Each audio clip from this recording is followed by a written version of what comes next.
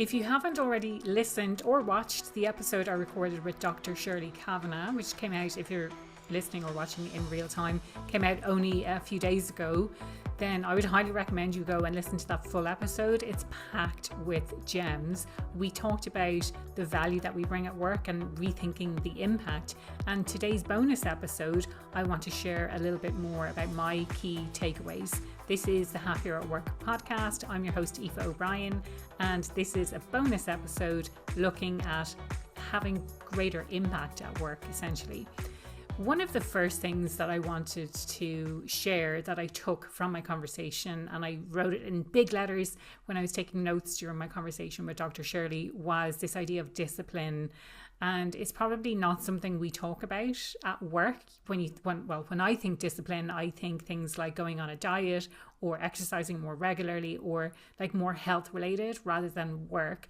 But I think it's probably something that's been lost over time, that we don't really think that we need to be disciplined at work, and come back to asking those really important and fundamental questions about the value that we're actually bringing through the work that we're doing. So really, it's just an exercise in discipline and remembering, giving ourselves permission as well to come back to these basics. So that was another one of the big things that Dr. Shirley said, was it is about going back to basics, asking those important questions, thinking about, well, what is the strategy here?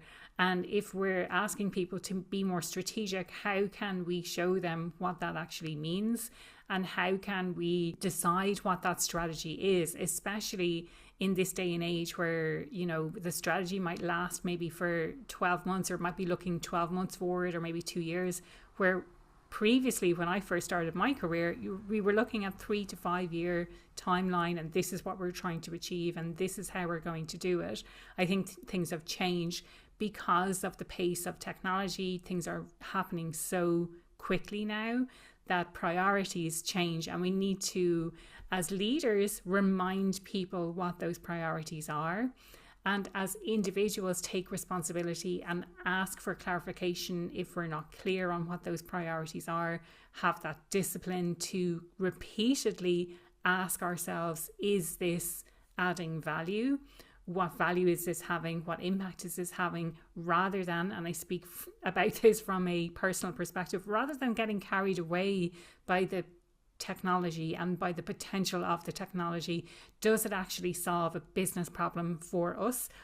Are we using it in the way that is intended? Does it add value to us as a business? Does it add value to our clients? So asking those really important questions up front, I think, is it's fundamental. It's coming back to, this is what we are here to do. This is who we are serving. In building on that question of, does this add value? And I think it's important to repeatedly ask that of everything that we're doing. So how are you currently spending your time, and how does that add value? So I think that helps us to rethink some of the things that we spend our time on. So, you know, emails, is there something that you can use, a technology that you can use like Copilot to help you write faster emails, or to summarize the emails that you've received, or to organize them in some way so that you're seeing the prioritized email list?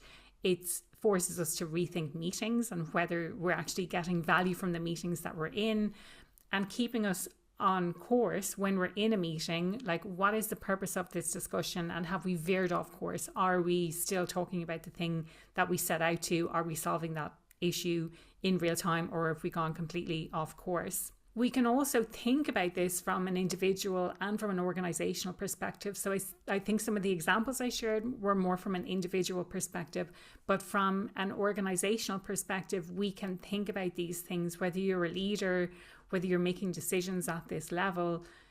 What value is this actually bringing? One of the examples that Shirley shared during our conversation was when the IT department gets really excited about a new technology that they've purchased, but they haven't necessarily made that direct link with the business outcomes that we're trying to solve. And so they're excited, but actually it's not really solving a business problem that we have, and therefore the rollout of it is not going, it's going to fall a little bit flat. So it's considering all of these things, but through the lens of what value is this actually bringing, what impact is this going to have, and relating that back to this is the strategy that we have, these are the priorities, this is what we're here to do, this is what we're focusing on, and these are the outcomes that we're trying to achieve. So looking at everything through that lens, always having that thought or asking out loud as well, is this useful for the business? And that, that can be how you're using your time. It can be what you're delivering. It can be the projects that you're working on. There are so many different examples of this. And I think if we constantly ask that question, and I know I will be asking myself that question as well for the rest of today, for the rest of this week and into next week. And I'm going to continue to ask that question, like how I'm spending my time. Is this useful for the business that I'm trying to build? Kind of tied to this idea is this concept that oftentimes longer term projects don't have an immediate payoff. And so it's really hard to use that language of outcomes and impact and value, but we need to learn how to communicate better what the longer term impact will be, or focusing on what are some of the shorter term milestones and what impact will that have on the business as a whole. And I think, we used the example of HR when we were talking in the main episode. We used the example of HR, but it can span across multiple different departments. If we're not seeing an immediate payoff, how do we use the language of the business to show that this intervention, that this project is going to have a longer term payoff, and therefore is an important thing to continue doing, even though the real payoff we're not going to see for a number of years. And I find that often in my business where if I'm working on a project, for example, related to career and career satisfaction within an organization, or looking at designing what that career ladder, and they're not really ladders anymore, by the way, but looking at those things, they're more of a longer term payoff because people are not immediately switching into different roles. But if we think about the short-term payoffs and how satisfied people feel with what they see as a potential path for them to take, then those are more immediate responses. And if they're less likely to leave the organization because of that, then that would make sense as well. So it's the same goes for things like retention measurement. When there's an intervention in relation to retention, it tends to be something that shows up in the longer term. It's really difficult to measure in the immediate term. So thinking about that and what does that mean for any projects that you're working on. Another really great practical thing to do that Shirley shared was to really be ready for what might lie ahead. So to prepare ourselves. And the example again was in the pandemic. I don't think anyone was expecting that to happen. And so thinking about what does that mean? Like, what if something like that happened again in the future? What might we do differently than we did the last time? What does this mean for our business? And thinking about all of the ways that you can prepare for something like that in the future. It may not be a pandemic, it may be something else, but just thinking about that. The other important thing here is bringing diverse perspectives. So it's the cognitive diversity, it's the thinking diversity, it's how many different perspectives can we include in this to really surface the ideas, but also challenging some of the assumptions and challenging some of the ideas that we have, and having kind of that sparring to really get the best ideas out in any sort of session that we're doing about this.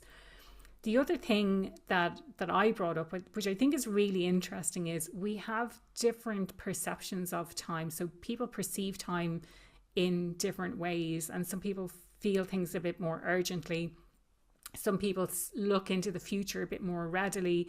Other people focus on the present, and other people focus on the past. So again, what can we learn from the past? Like, how can we bring the learnings of the past into that when we're focusing on the present? Like, what is the current reality and how do we address that, and how do we course correct if we need to?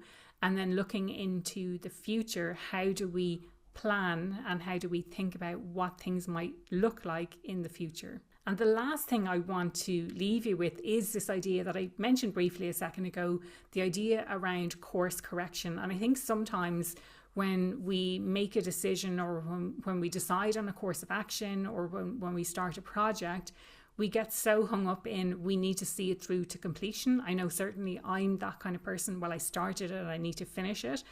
If we look at the current reality and we decide that the information that we had in the past was the best information that we had access to, and that's why we made a certain decision, then it's okay to change our minds and to do something differently now. So we can now course correct, we can change what our minds, we can stop doing the project, or we can change it slightly or tweak it to suit the current information that we have. So it's, I suppose, not throwing good money after bad money. If we've made a certain decision, we don't have to keep making that same decision just because we committed to it once. It's reviewing and thinking and feeling okay. You know, it takes a lot of courage to have those conversations. It takes a lot of courage to say, listen, I made a mistake, or listen, I think we need to do something a little bit differently.